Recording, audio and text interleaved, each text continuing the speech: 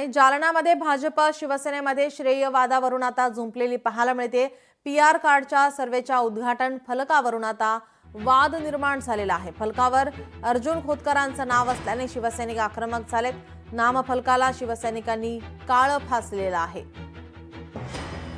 जालना शहर महानगरपालिका हद्दीतील झोपडपट्टीधारकांना पीआर कार्ड सर्वेच्या उद्घाटन फलकावर आमदार अर्जुन खोतकर यांचं नाव नसल्याने शिवसैनिक आक्रमक झाले।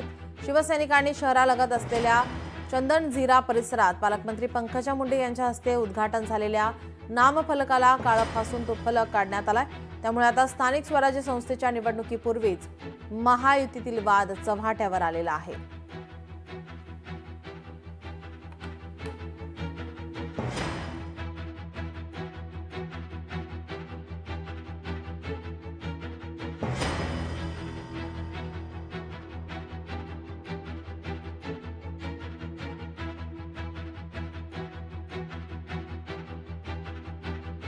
हद्दीतील झोपडपट्टीधारकांना पीआर कार्ड सर्वेच्या उद्घाटन फलकावर आमदार अर्जुन खोतकर यांचं नाव नसल्याने शिवसैनिक आक्रमक पाहायला मिळतात। या ठिकाणी भाजप शिवसेनेत श्रेयवादावरून झुंपलेली पाहायला मिळतात। आपले प्रतिनिधी सुधाकर जाधव आपल्यासोबत फोन लाईन वरून जोडले। सुधाकर, काय अधिकची माहिती?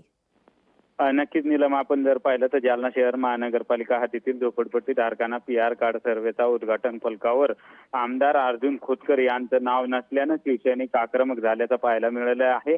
या शिवसैनिकांनी शहरालगत असलेल्या चंदनझिरा परिसरात पालकमंत्री पंकजा मुंडे यांच्या हस्ते उद्घाटन झालेल्या नामफलकाला काळं फासून तो फलक उखडून टाकला आहे आणि यावेळी जोरदार घोषणाबाजी करत या ठिकाणी निषेध देखील व्यक्त केला आहे। आणि नीलम, आता ही जी लढाई आहे ती श्रेयवादाची कुठेतरी लढाई आपल्याला पाहायला मिळत आहे। येणाऱ्या स्थानिक स्वराज्य संस्थेच्या निवडणुकीला याचा मोठा परिणाम जो आहे तो भाजप आणि शिवसेनेवर पडू शकतो, अशी देखील आता चर्चा जे आहे ती राजकीय वर्तुळात नीलम रंगू लागली आहे। जी, धन्यवाद सुधाकर, आपण दिलेल्या माहितीसाठी।